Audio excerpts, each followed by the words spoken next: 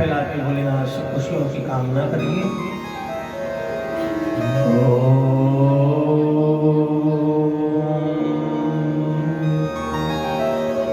सौराष्ट्रे सोमनाथं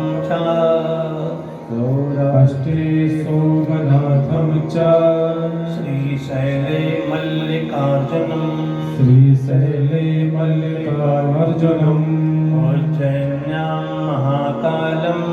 उज्जैन्यां महाकालम् ओंकारे परमेश्वरम्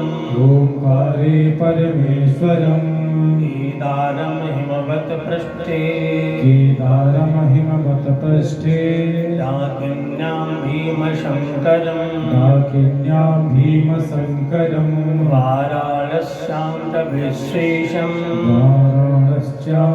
विश्वेशं त्र्यम्बकं गौतमी तटे वैद्यनाथं चिताभूमौ नागेशं दारुकावने श्वेतवन्दे च रामेशं उष्णेशं च शिवालये द्वादशैतानि नामानि प्रातरुत्थाय या पठेत सप्तजन्म कृतं पापं स्मरणेन विनश्यति यं यं कामं प्रेक्षैव पठ्यन्ति नरोत्तमा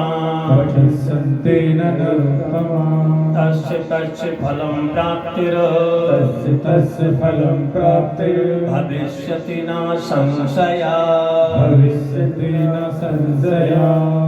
शंकर भगवान की जय। 12 ज्योतिर्लिंग का नाम जो बताया गया है, यहाँ जाने की बात अलग है, जा सको तो जाओ, लेकिन नहीं जा सको तो यहाँ इस महात्म्य में क्या दिया हुआ है कि द्वादशैतानि नामानि प्रातरुत्थाय या पठेत सप्तजन्म कृतं पापं स्मरणेन विनश्यति। बहुत बड़ी बात। प्रातः काल उठ करके इन 12 ज्योतिर्लिंग का नाम लेने से 7 जन्म के पाप मिट जाते हैं, पहली बात। दूसरी, यम यम कामं प्रेक्षैव, आपकी घर गृहस्थी में कोई कामना है, कोई काम बन नहीं रहा है, कोई इच्छा है पूरी नहीं हो रही है, और आप निरंतर 12 ज्योतिर्लिंग का नाम ले रहे हैं, तो चिंता मत करना। तस्य फलम प्राप्ति, वो फल आपको प्राप्त होगा, भविष्यति न संशया।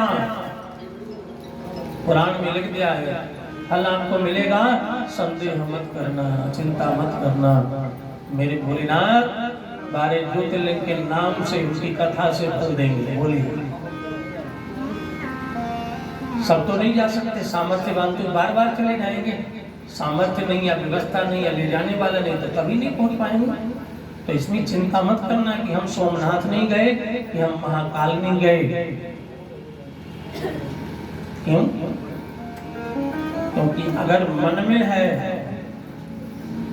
तो तुम्हारे घर में है, और मन में नहीं है तो महाकाल में भी नहीं है। समझ गए? मन में है तो घर में है।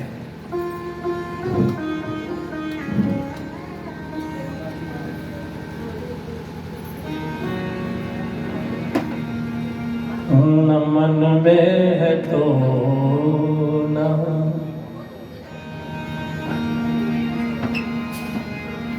भोलेनाथ जी से प्रार्थना है कि जिस कामना से आपने अर्जी लगाई है, अरदास लगाई मेरे भोले बाबा, उसको इतनी अच्छे तरीके से परिपूर्ण करेंगे। आपकी समस्त कामनाएं, बच्चों की कामनाएं पूर्ण हो। बोल शंकर भगवान की। न मन में है तो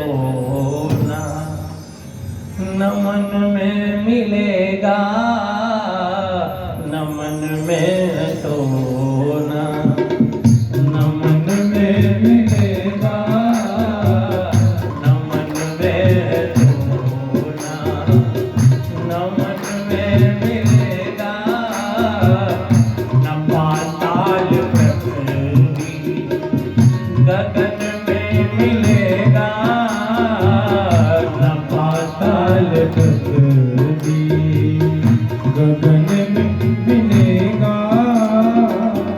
ये नारद की वीणा है कहती गो से, ये नारद की पीड़ा है कहती युगों से। मेरा राम तो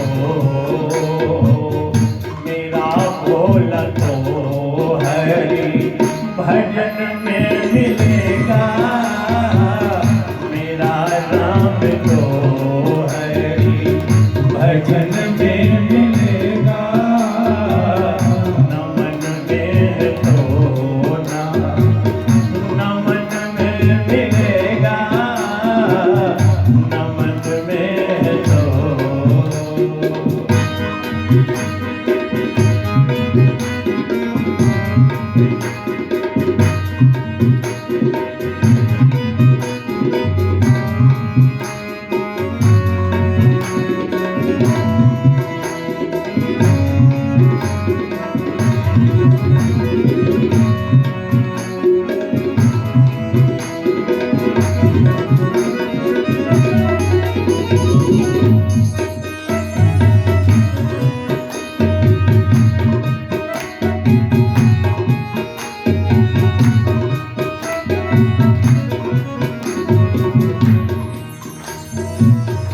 कभी ध्रुव कभी भक्त प्रहलाद तारे, कभी ध्रुव कभी भक्त प्रहलाद तारे, कभी ध्रुव कभी भक्त प्रहलाद तारे, कभी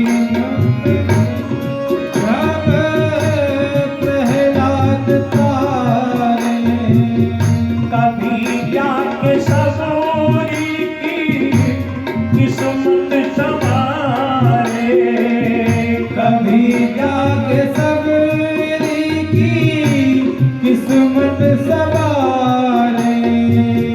वो अविलंब आते हैं दुख की घड़ी में, वो अभिलंब आते हैं दुख की घड़ी में।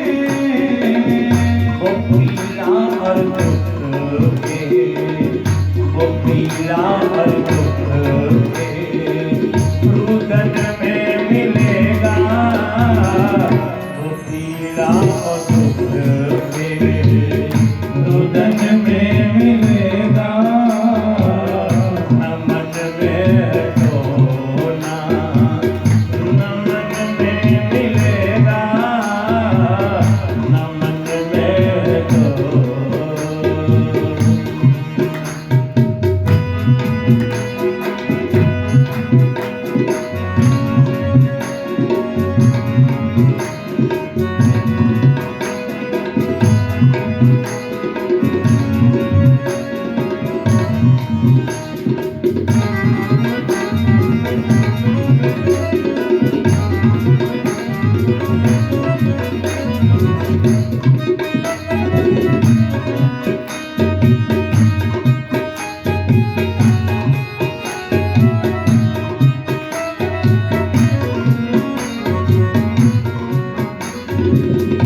सदा वेदनाओं में आंसू संभालो, सदा वेदनाओं में आंसू संभालो, किसी भी तरह प्रभु के चरणों में डालो, किसी भी तरह मन को प्रभु चरणों में डालो।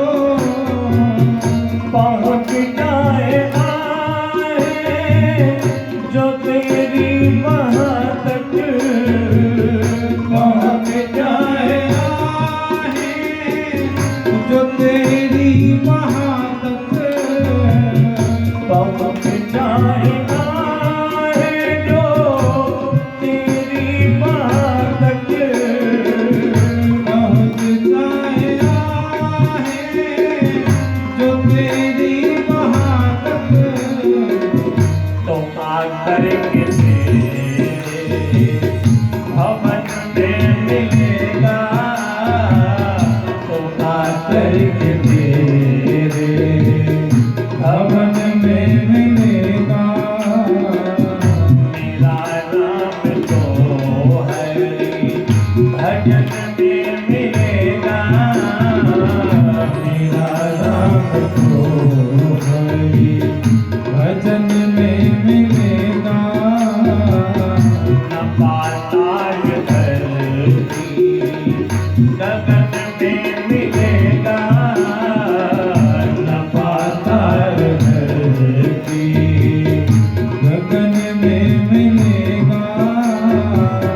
न मन में है सोना न मन में मिलेगा। न मन में है सोना।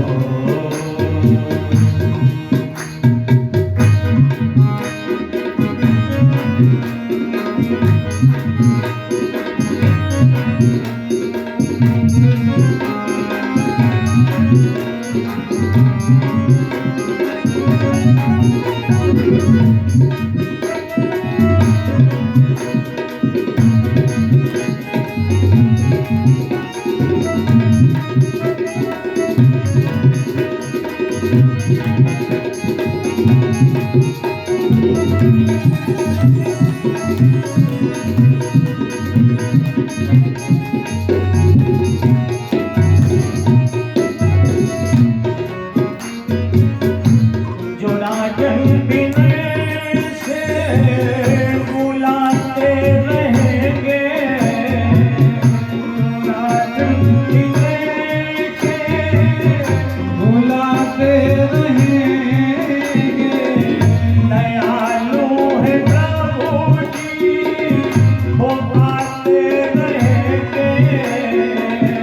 दयालु है प्रभु जी वो आते रहेंगे।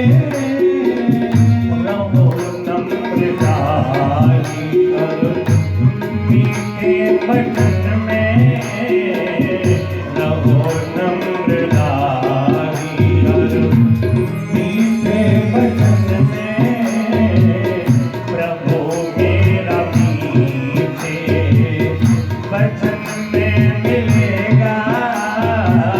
प्रभु मेरा मीठे बचन में मिलेगा। न मन में है सोना न मन में मिलेगा। न मन में है सोना। कहते मत्था टेको टेको ना, रगड़ रगड़ के माथा लाल कर लो। न मन में है तो ना न मन में मिलेगा। अगर मन में नहीं है तो मत्था टेकने से भी नहीं मिलेगा। और मन में है पहुंच जाए आहे जो तेरी वहां तक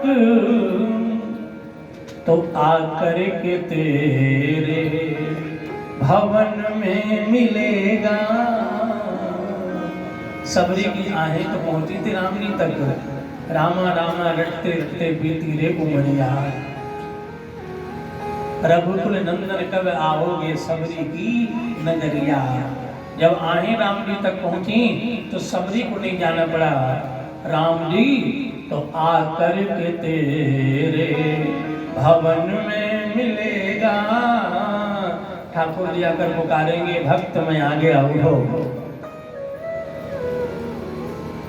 12 ज्योतिर्लिंग है। पहला ज्योतिर्लिंग का नाम है सौराष्ट्र सोमनाथम। पहला ज्योतिर्लिंग का नाम है सोमनाथ। और ये सोमनाथ कहाँ है? गुजरात में। काठियावाड़ से अहमदनगर से बंबई जाने वाले बीरमपुर स्टेशन के पास। इसका नाम सोमनाथ क्यों पड़ा? क्यों सोमनाथ कहते हैं? और कोई नाथ क्यों नहीं बारी बोलते? इसकी कथा है। इसी सोमनाथ मंदिर पर महमूद गजनवी ने आक्रमण किया था। सोने का मंदिर था, लूट के ले जा रहा था, लेकिन वो ले जा नहीं पाया था। रास्ते में अंधा हो गया था।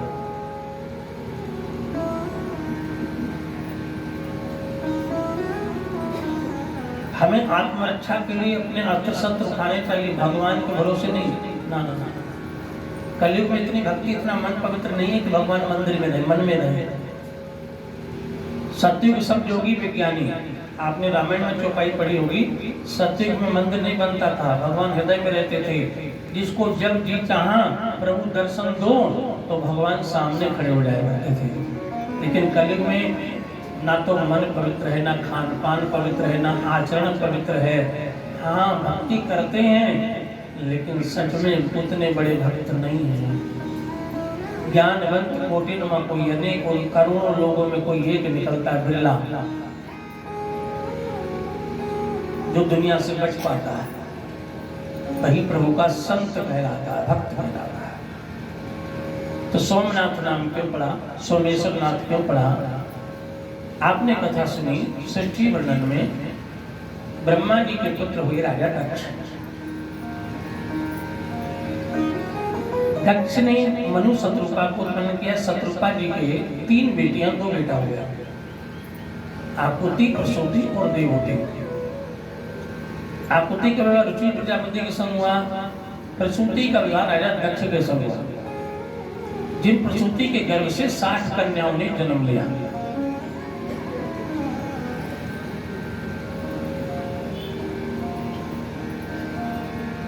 हम लोग सोचते हैं हमारी 2 बेटी हो गई, 3 हो गई, 4 हो गई, बहुत ज्यादा होगी ना। बेटी और बेटा इंसान के हाथ में है ही नहीं। और बेटी बेटा छोड़ो, तुम्हारे हाथ में कुछ भी नहीं है, तुम कितना चाहो, वो नहीं चाहेगा, ना बेटी होगी ना बेटा होगा, जिंदगी भर भटकोगे। वो है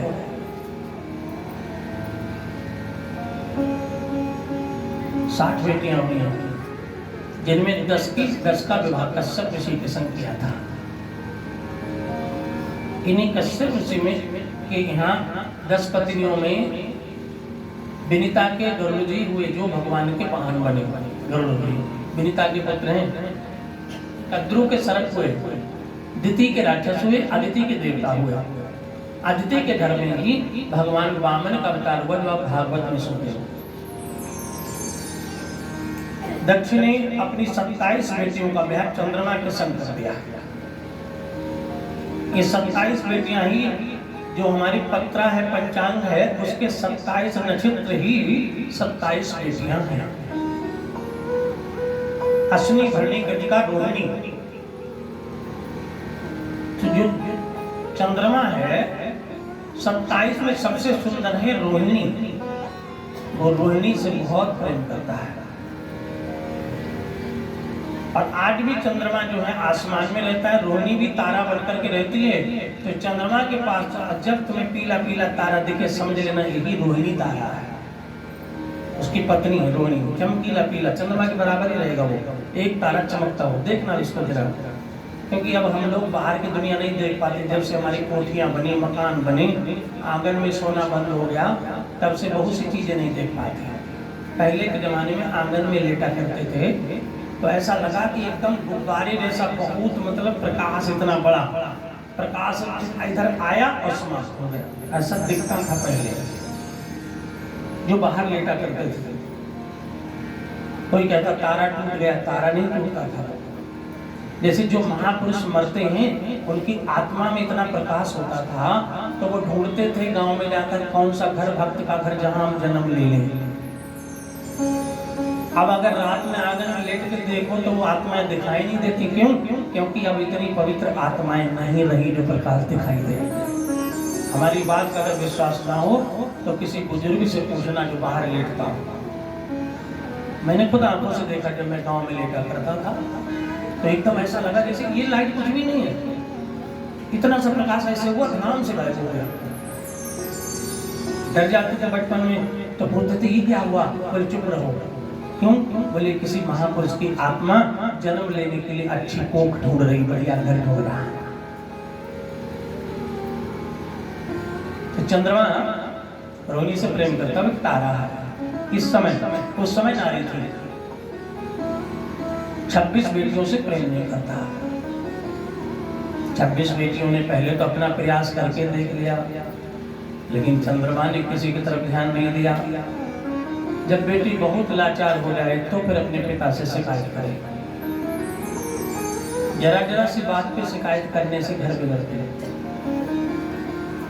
मम्मी जी आज नमक कम हो गया, इन्होंने मुझे डांट दिया, ये कोई शिकायत नहीं है।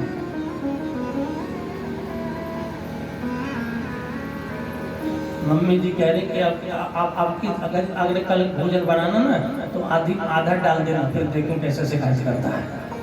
मम्मियाँ भी बहुत सिखाती हैं।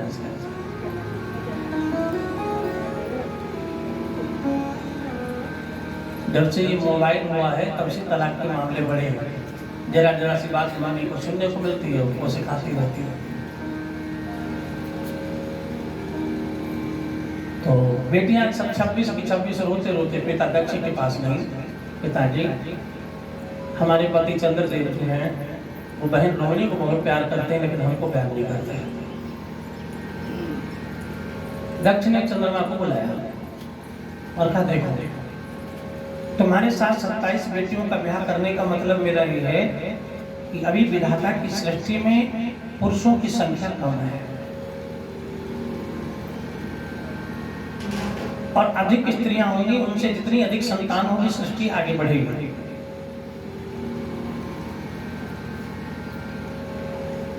इसी को दूसरे धर्म वालों ने ले लिया, बोले 4-4 शादी कर लो, हमारे यहाँ छूट है। इसी को लिया तो इसी बात पर ज्यादा संतान, ज्यादा संख्या बढ़ जाएगी तो फिर तुम्हारा बल बढ़ जाएगा। तो बोली मान लीजिए 27 हैं, अब 27 बेटा नहीं मिल रहे हैं तो एक को ब्याह दिए 27। आगे जब आगे संतुलन बन जाएगा, जितनी बेटी उतने बेटा हो जाएंगे तो फिर एक एक बेटे को ब्याही जाएगी। तो तुम्हारा कर्तव्य है कि तुम सबको बराबर प्रेम दो। लेकिन चंद्रमा ने सुना अनसुना कर दिया। हाँ यहाँ करके चला गया, लेकिन उसने ध्यान नहीं दिया। लेकिन ससुराल पक्ष अगर मजबूत पड़ जाए ना तो तारे दिखा देता है। ससुराल पक्ष मजबूत था, मायका मजबूत था बेटियों का। पुनः पिता के पास गई। दक्ष ने कहा, आप चंद्रमा को नहीं छोड़ूंगा। दक्ष ने हाथ में जल लिया और कहा, जा चंद्रमा, जिस रूप यौवन में तू इतना मतवाला हो रहा है, मेरी बेटियों को ध्यान नहीं दे रहा है, तुझको क्षय रोग हो जाएगा और तू इतना काला हो जाएगा, तेरा प्रकाश ही नहीं रहेगा। और बिल्कुल प्रकाश न होने से रात में प्रकाश दिखेगा ही नहीं। यानी वही अमावस की रात हुई और चंद्रमा धड़ाम से गुजरात में गिर गया। उसमें जरा सा भी प्रकाश नहीं था। आज भी अमावस जब होती है तो चंद्रमा में इतना भी प्रकाश नहीं होता। पूरी रात जरा सा नहीं दिखेगा। अब तो हंगामा हो गया कि पति देव को क्षय रोग हो गया, एकदम काले हो गए, प्रकाश कांतिहीन हो गए। बेटियां बोली, पिताजी हम ये नहीं चाहते थे कि आप, अब हमारा क्या होगा, पति तो बिल्कुल बेकार हो गए। अब बहन रोहिणी भी रो रही है। दक्ष बोले, चंद्रमा उदंड था, मैंने दंड दिया। कुछ लोग होते हैं उनको काम बिगाड़ना आता है, बनाना नहीं आता है। क्या करें? बोले किसी योगी गुरु की शरण में जाओ। बोले कौन योगी गुरु है? बोले इस समय सबको ज्ञान देने वाले गुरु का नाम नारद है। क्योंकि गुरु जो है योगी जब मिल जाते हैं और सत्मार्ग बताते हैं तो फिर हमारा काम बन जाता है। नारद जी को याद किया तो नारद जी ने कहा, मुझ पर भी बड़ी विपत्ति आई थी, सच में वो विपत्ति मेरी भोलेनाथ की पूजा से दूर हुई। अगर तुम चाहो अपने पति को निरोगी रखना तो अपने पति को लेकर आओ। पति के साथ सत्संग किया, शिव की महिमा चंद्रमा को सुनाई और कहा, तुम जाओ जहाँ गिरे हो वहीं पर पार्थिव शिवलिंग, पार्थिव माने मिट्टी का शिवलिंग बना करके और प्रेम से जल चढ़ा करके, दूध चढ़ा करके, भांग धतूरा, शमी पत्र, शमी समस्त दुखों का नाश करने वाले की ताकत है शमी में। शमी दुखों का शमन करता है। और बेलपत्र तदलम तरुणाकारं तन्नेत्रं चातदारदं तजनम पाप संगारम, बेलपत्र 3 जन्म के पाप हरण कर लेता है। कनक माने धतूरा, धतूरा चढ़ाने से सोना मिलता है। हर एक का अलग अलग है। धतूरा चढ़ाने से क्या मिलेगा? भांग चढ़ाने से क्या मिलेगा? भांग चढ़ाने से आपको जीवन की मस्ती मिलेगी, जीवन का आनंद मिलेगा। जो जिंदगी है वो आपकी सुख में बीतेगी, मस्ती में बीतेगी, नो टेंशन। भांग चढ़ाने से आप चिंता मुक्त हो जाओगे। भांग चढ़ाने से मस्ती में झूमोगे। श्याम तेरे नाम के दीवाने हो गए और मस्ती के रंग मस्तानी हो गए। बाबा तेरे नाम के दीवाने हो गए, बाबा तेरे नाम के दीवाने हो गए। मस्ती के रंग मस्तानी हो गए, मस्ती के रंग मस्ताने हो गए। बाबा तेरे नाम के दीवाने हो गए, बाबा तेरे नाम के दीवाने हो गए। बाबा तेरे नाम के दीवाने हो गए, भोले तेरे नाम के दीवाने हो गए। मस्ती में रंग मस्तानी हो गए, मस्ती के रंग मस्ताने हो गए। बाबा तेरे नाम के दीवाने हो गए, बाबा तेरे नाम के दीवाने। चंद्रमा ने जल चढ़ा करके पूजा किया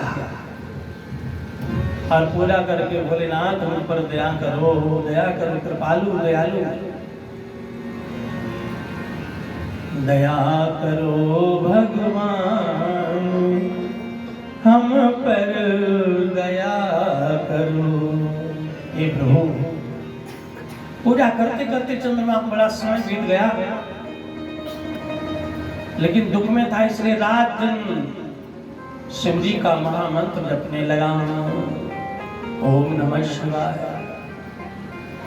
2700 पत्नियों में किसी से बुराई नहीं है।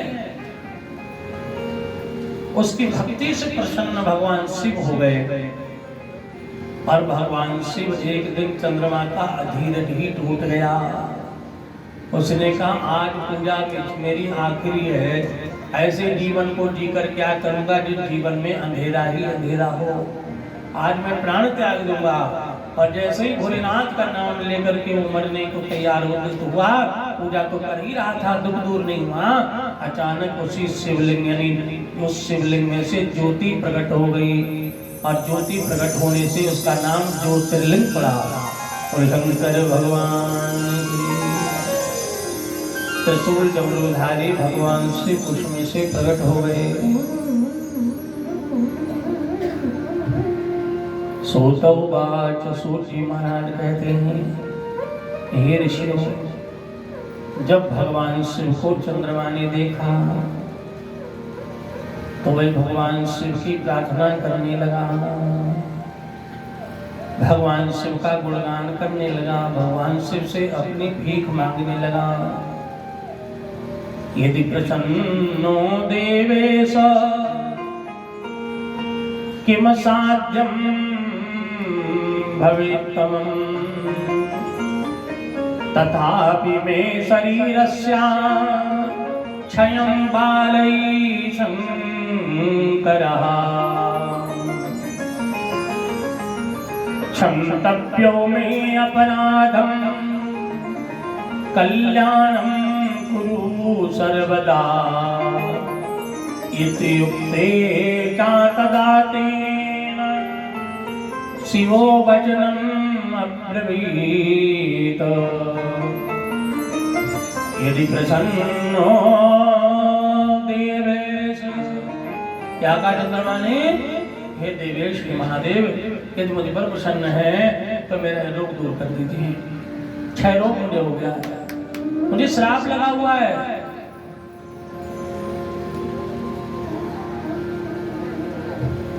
शिवोवाच भक्षे चाक्षीयतां चन्द्राकलाते च दिने दिने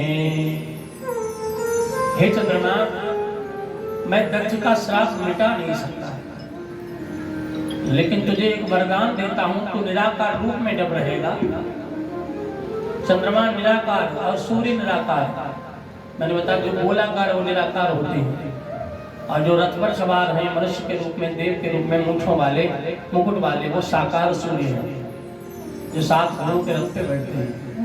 इसलिए जिसका काम अगर तेजी से ना दौड़ रहा हो, लगता है ग्राहक आते ही रुपया तो 20 लाख लगा दिया, तो दौड़ते हुए घोड़ों की तस्वीर 7 घोड़ों सफेद घोड़े होने चाहिए, और वो चित्र अपने दुकान में भी लगा सकते हैं, घर में, फिर आपका काम अपने आप दौड़ने लगेगा।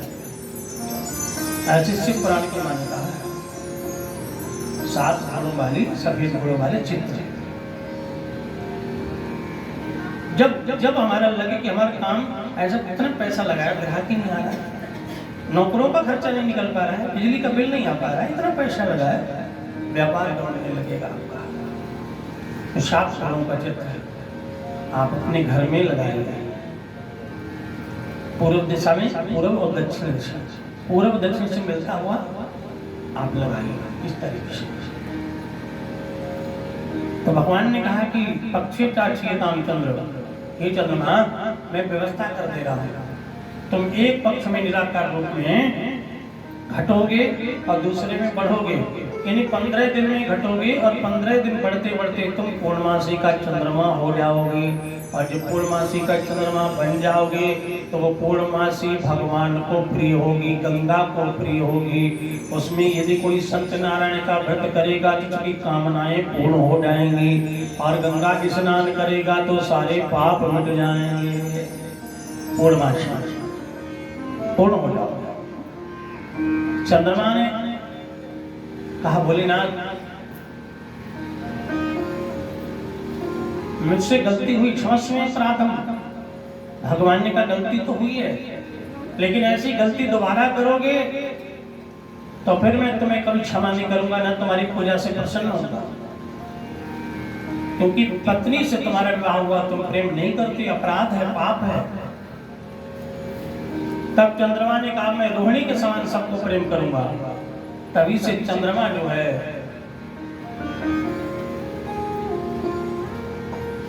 सवा 2 दिन नक्षत्र के हिसाब से रहने लगा। सवा 2 दिन में अश्विनी भरणी और कृतिका का एक चरण आ जाएगा। इतने दिन चंद्रमा जो है इन 2 के पास रहता है, फिर यहाँ से हट करके फिर आगे चला जाता है। और जब इनके साथ रहने लगा तो फिर इन सबके 4-4 पुत्र हुए, तो 27 के 4-4 पुत्र हुए, तो कुल कितने हो गए? 27 के 4-4 तो कितने पुत्र हो गए चंद्रमा के? 27 गुणा 4 कितने हो गए? गिनो जरा, कितने हुए? 27 गुणा 4। ये सब मैथ वाले कोई नहीं लगता है।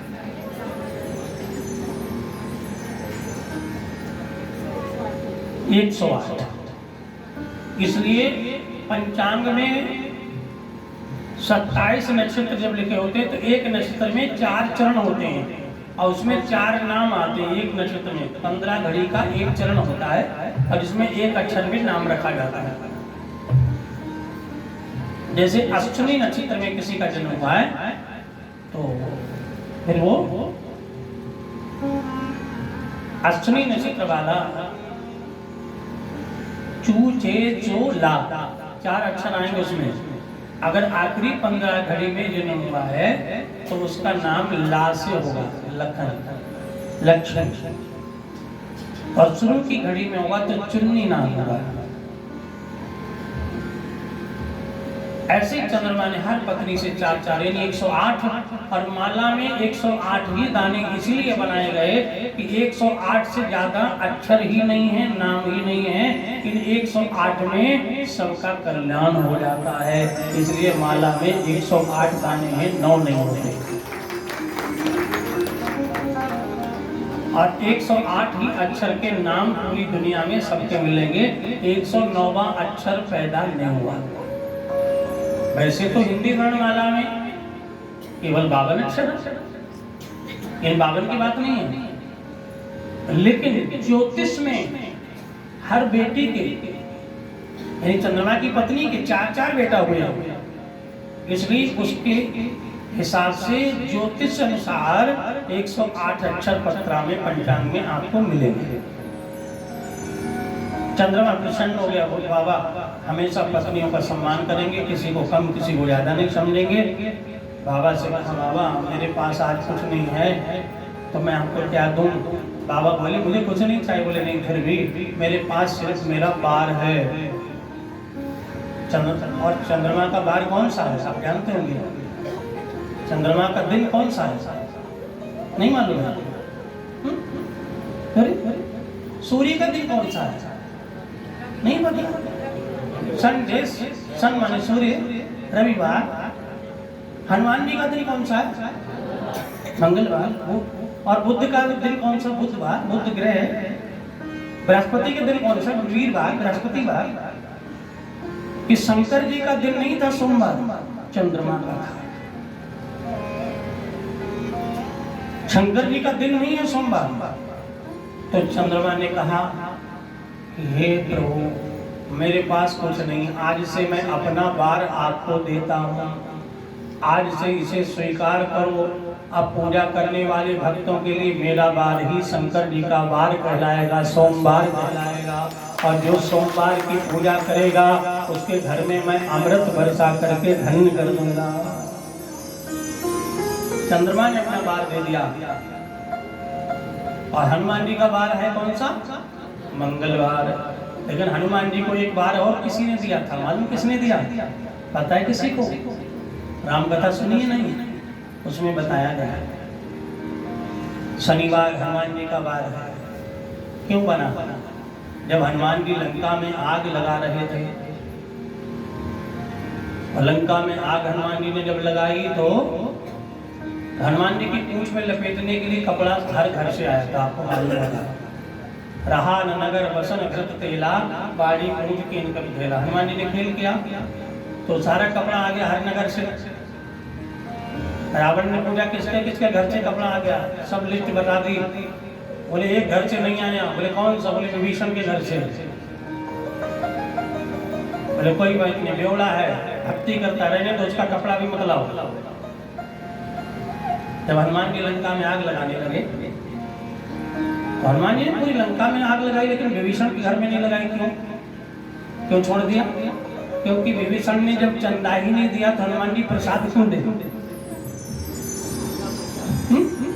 गलत काम के लिए जो चंदा देगा उसको दंड मिलेगा। जैसे कभी कभी हम लोग सहयोग से चंदा लेते हैं ना, फिर प्रसाद पड़ता है, बोले उनके यहाँ से अच्छा चंदा है, उनको ज्यादा प्रसाद देना चाहिए।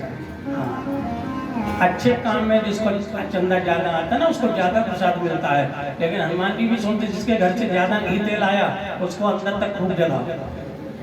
अब विभीषण के घर से चंदा ही नहीं आया तो भगवान बोले जब चंदा ही में शामिल नहीं तो इसको आग में भी शामिल मत करो, मैंने दो।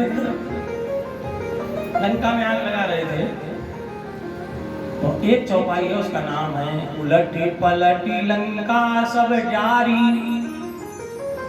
इसका अर्थ करेंगे उलटी पलट। उलट पलट का मतलब भाई हम तो यूपी की भाषा में जानते हैं, आपकी भाषा में तो जानते हैं। हमारे जब कभी आलू भूनते ना आग में तो बोले देखो उलट पलट कर दो, मैंने अगर ऊपर के भुन गए तो ऊपर के नीचे, नीचे के ऊपर कर दो, ये उलट पलट हुआ। अब लंका कोई आलू तो है नहीं जो लौट पोट के जला रहे। उलटी पलट का मतलब है शनिदेव गए थे रावण के पास, बोले सुनो तुम्हारे जीवन में 7.5 आने वाली है, बर्बाद हो रहा है। रावण ने तुरंत एक झपट्टा मारा, शनिदेव की गर्दन पकड़ी और हथकड़ी मेरी डाल के उल्टा लटका दिया। बोले बस लटके रहो। जब हनुमान जी आग लगा रहे थे तो शनिदेव करा रहे थे, अरे वो लगता है कोई दुखी है, ये तो आवाज किसी देवता की है, मेरा नाम ले रहा है। दौड़ के गए, अरे शनिदेव तुरंत उतारा, तुम तो मेरे गुरु के बेटा हो। उतारा और शनिदेव को मुक्त किया। शनिदेव ने राहत की सांस ली, हनुमान आज आप नहीं होते तो मैं तो जल के मर जाता। आपने मुझे बताया, मैं आपका बड़ा ऋणी हूँ और इस समय मेरे पास कुछ नहीं है, सिर्फ मेरे पास हमारा दिन है और शनिदेव का दिन है शनिवार। मैं आपको देता हूँ जैसे आपकी कोई मंगलवार को पूजा करता है, वैसे शनिवार को भी करेगा तो उतना ही फल मिलेगा।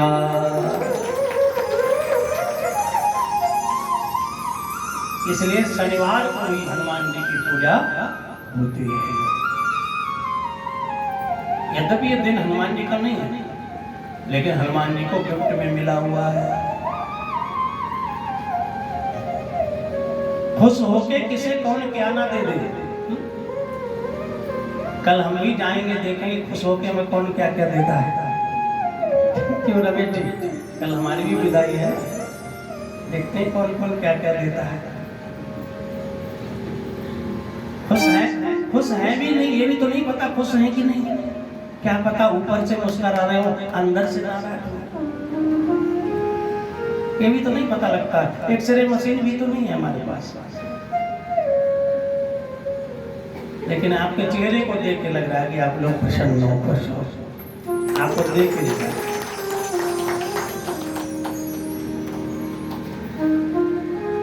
चंद्रमा ने अपना दिन दे दिया। चंद्रमा ने उस ज्योतिर्लिंग में प्रकाश निकला था, उससे शिव जी का सुंदर आकार बना। तो चंद्रमा ने कहा कि भगवान, कालांतर में मेरी जैसी बीमारी किसी और भक्त को हो जाएगी, वो कहाँ जाएगा? इस शिवलिंग को आप शक्ति प्रदान कीजिए, इसका नाम रखिए, और इस नाम के साथ मेरा भी नाम जोड़ दीजिए। भगवान ने कहा, चंद्रमा तुम्हारा नाम है सोम और हमारा नाम है ईश्वर। आज से इसमें शक्तिमान जो शिवलिंग होगा वो होगा सोमेश्वर, और सोमेश्वर भगवान की जय। इस तरह से ये ज्योतिर्लिंग की स्थापना हुई।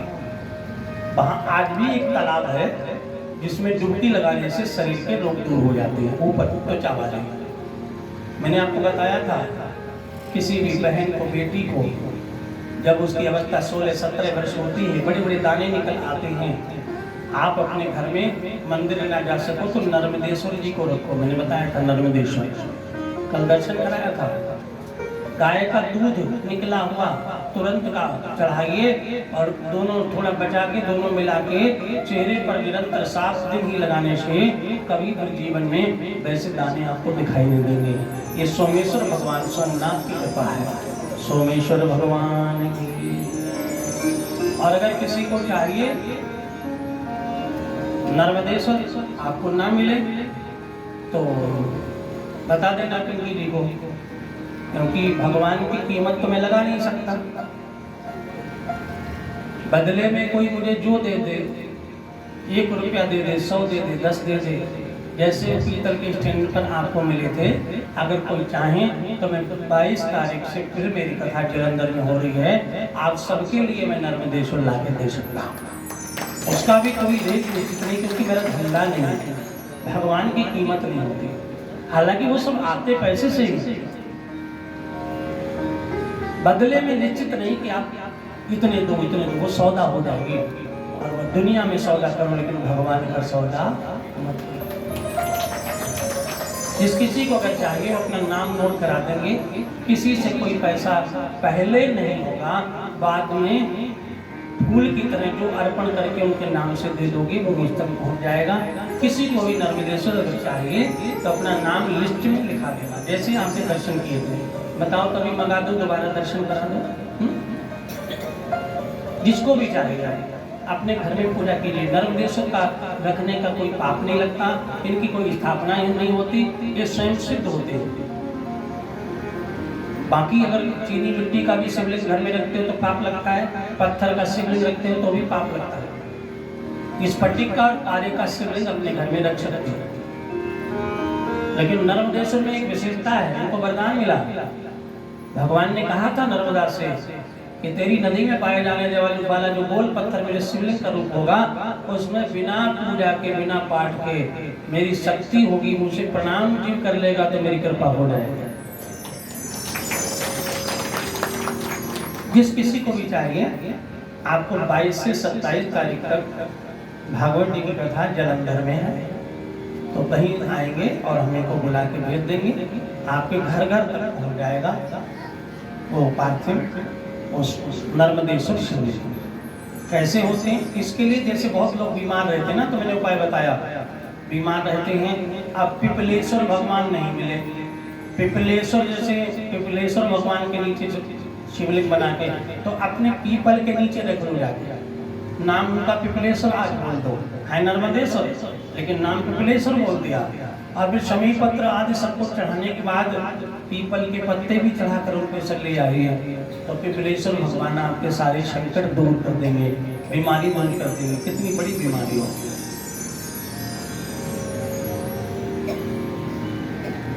तो ये पहला ज्योतिर्लिंग कौन सा हुआ? सोमनाथ। दूसरा कौन सा है? श्रीशैले मल्लिकार्जुनम। ये है मल्लिकार्जुन जो शैल पर्वत पर है। मल्लिकार्जुन नाम का जो ज्योतिर्लिंग है वो शैल पर्वत पर है। और इसमें अर्थ आप सुनेंगे तो अर्थ क्या कहता है। और ये ज्योतिर्लिंग आंध्र प्रदेश में कृष्णा नदी के किनारे है, आंध्र प्रदेश में। मल्लिका, मल्लिका किसको कहते हैं? आप कहते हो कि मल्लिका शेरावत कौन है? कौन है वो आपकी हीरोइन? क्या गाना गाती है वो? नहीं मल्लिका। हमारे पुराणों में मल्लिका का नाम है सुंदरी। अर्जुन का नाम अर्जुन एक अवार्ड है जो भारत सरकार भी देती है। अर्जुन अवार्ड वीर को दिया जाता है, वीरता का। तो अर्जुन माने वीर। तो मल्लिकार्जुन शिव जी और पार्वती दोनों का नाम, पार्वती का नाम मल्लिका और शिव जी का नाम अर्जुन, और दोनों मिलकर के हो गए मल्लिकार्जुन। ये शिवलिंग कैसे बना? आपने कथा सुनी होगी, जब कार्तिक और गणेश जी के ब्याह की तैयारियां हुई तो कार्तिक जी को बताया गया, गणेश जी को बताया कि जो दुनिया की तीर्थों की परिक्रमा करके आएगा उसका शादी पहले होगा। तो कार्तिक जी तो माता पिता को भी प्रणाम नहीं किए, चले गए परिक्रमा को, लेकिन गणेश भगवान ने माता पिता की परिक्रमा कर ली और फिर उनका ब्याह भी हो गया। तो कुमार जब लौट के आए तब तक देखा कि गणेश जी के 2 बेटा भी हो गए। गुस्से में नाराज होकर मामा के घर चले गए और उनके मामा का नाम है क्रौंच पर्वत। पार्वती के 100 भाई हैं जिनमें एक भाई का नाम है मैनाक, जो मैनाक सुंदरकांड में आता है हनुमान जी की सेवा के लिए।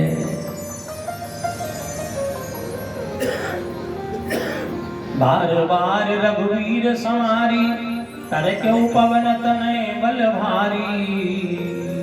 जय गिरि चरण दे हनुमंता, चलो सुगा पाताल तुरंता। तय मैनाक होई समारी। मैनाक चलता है सुंदरकांड में, ये पार्वती का भाई है, समुद्र में रहता है।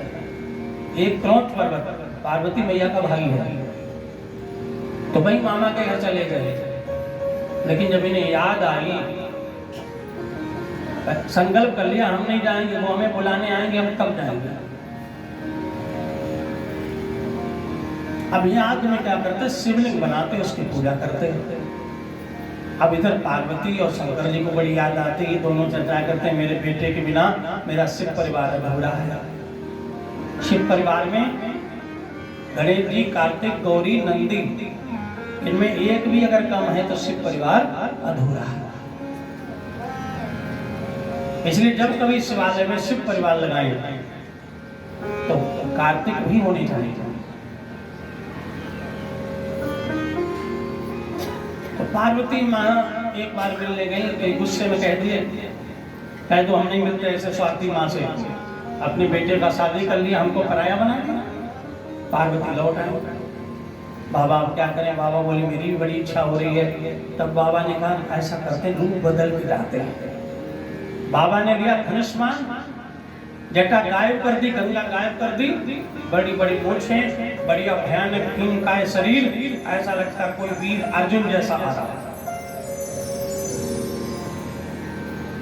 और हाथ में बढ़िया सुंदर भेंट लेकर के उस समय कार्तिक जो थे शिवलिंग की पूजा कर रहे थे, और बाबा अमावस की रात, अमावस वाले दिन गए थे। जब देखा, आवाज लगाई पुत्र, तभी आंखें खोली। आप कौन है वीर? आज बड़े दिनों बाद मुझे किसी ने पुत्र कहा, ऐसा लगा मेरे पिता का प्यार मुझे मिला। भगवान जो खाने के लिए ले गए थे हाथों से अपने पुत्र को खिलाया। बोले कोई बात नहीं, तुम्हारे जो भी पिता हो मुझे उनसे मतलब नहीं, आज से तुम मुझे पिता के समान ही समझो।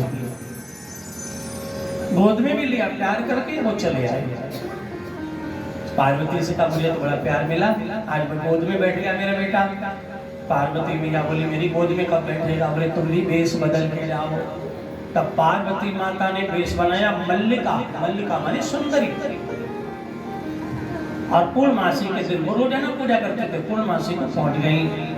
हाथ में सुंदर खीर का कटोरा, बढ़िया कामधेनु गाय की अन्नपूर्णा के द्वारा मेवा वाली बनाई गई खीर जिसमें अमृत वर्ष रहा था। आवाज लगाई पुत्र। कार्तिक ने आंख खोलकर देखा, अरे मेरी माँ तो है नहीं, लेकिन माँ जैसा प्रेम मिलना है, कौन है? तो मुझे पुत्र कहता, अरे माँ आप कौन है? माता ने कहा मुझे अपनी माँ जैसा ही समझो, मैं भी बेटे के प्यार की भूखी हूँ, एक बार और मुझे माँ कह दो, मुझे खुशी मिलेगी। कार्तिक का माँ तभी गोद में भैया ने बिठाया, सिर पे हाथ फेरा, और मैं तुम्हारे लिए भेंट लाई हूँ। और मैं कामधेनु गाय के दूध की खीर अपने हाथों से कार्तिक को खिला दी। कार्तिक ये नहीं समझ पाए कि मेरी वो पार्वती माँ है, क्योंकि वो गुस्सा थे उनसे, नाराज थे। ऐसे ऐसे एक दिन क्या हुआ, हर अमावस को जाते शिव जी, हर पूर्णमासी को पार्वती, एक अमावस को न शंकर जी गए और दूसरी पूर्णिमा को पार्वती मैया भी नहीं गए। अब उन्हें आदत पड़ गई थी, हर अमावस को आती हैं, हर पूर्णिमा को आती हैं। तो आज बोलने लगे, हे माँ, पिता रूप बन करके वो अर्जुन भी नहीं आए, और आज पूर्णमासी होगी, लगता आप भी नहीं आओगी। तब तक देखें अर्जुन भी आ रहे हैं और मल्लिका भी आ रही हैं, दोनों उसी रूप में आ रहे हैं जो रूप में दर्शन देते थे, सामने प्रकट हो गए। जब प्रकट हो गए, लिपट गए चरणों से, अब मैं आपके प्रेम के बिना नहीं रह सकता। तो दोनों ने कहा मैं भी आपके बिना नहीं रह सकता। तो कहा क्या करें, मैं तो अपने पिता माता से नाराज हूं। भगवान ने कहा संतान भले नाराज हो जाए, लेकिन माता पिता कभी संतान का बुरा नहीं चाहते। क्या गलती हुई? बोले मेरे माता पिता ने मुझे धोखा दिया। क्या धोखा दिया? शादी के लिए शर्त रखी कि जो परिक्रमा करके आएगा उसकी शादी पहले होगी, और मेरी माँ पार्वती ने अपने बेटे से अपनी परिक्रमा कराई, शिव जी की परिक्रमा कराई, धोखा किया। चलो उन्होंने धोखा किया, लेकिन तुम बताओ क्या तुमने पुत्र का कर्तव्य निभाया? जब तुम परिक्रमा करने के लिए चले, क्या तुमने माता पिता का आशीर्वाद लिया? क्या पैर छुए उनके? अरे कार्तिक को गलती का एहसास हुआ, मैं शादी के चक्कर में माँ बाप को प्रणाम करना संस्कार भूल गया। शायद मैं उनको प्रणाम कर लेता तो मुझे दुनिया के चक्कर नहीं काटने पड़ते। प्रणाम में बड़ी ताकत है। केवट उतरी दंडवत की ना प्रभु सकुची नहीं कुछ दीना, कुछ मत करो, ना पूजा करो, ना आरती करो, एक नियम बना लो रोजाना मत्था टेकने का। वो ठाकुर तुम्हारे लिए बिना पूजा के सब दे देगा, सब देगा। ना आरती, ना भोग, ना प्रसाद, केवल मत्था दर पे टेकने का नियम बना लो, बस मत्था टेकना। कार्तिक ने कहा ओ मेरी गलती तो बहुत बड़ी है, काश मेरे माता पिता मुझे क्षमा कर देते तो मैं अब उनके पास चला जाता। गलती मेरी थी, जाते समय माँ को प्रणाम नहीं किया। याद रखना, सभी बच्चों को ये शिक्षा देनी चाहिए, चाहे वो परीक्षा देने जाएं, चाहे वो नौकरी करने जाएं, अगर वो लंबी यात्रा पर जाएं या छोटी यात्रा पर जाएं, माता पिता का आशीर्वाद लेके जाते हैं तो भगवान का आशीर्वाद मिल जाता है।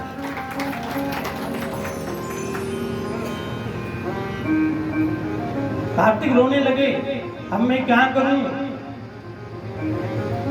अब शायद वो मुझसे नाराज हो गए, मैंने माँ को भी भगा दिया, नहीं जाऊंगा, शायद वो आएगी नहीं आएगी। माँ पार्वती ने कहा बेटा जब माँ के उदर में बच्चा रहता है तो माँ की कोख में लात मारता है, माँ को बुरा नहीं लगता। और जब बड़ा हो जाता है तो सीने पर खेलता है तो सीने पे भी लात मारता है, बुरा नहीं लगता। लेकिन बड़ा होकर के जब ठुकराता है तो माँ को बुरा लगता है। तुमने मुझे ठुकराया तो बुरा लगा, हम ही तुम्हारे माता पिता हैं। जरा इधर देखो, दृश्य बदल गया। मल्लिकार्जुन की जगह शिव और पार्वती का दर्शन हो गया।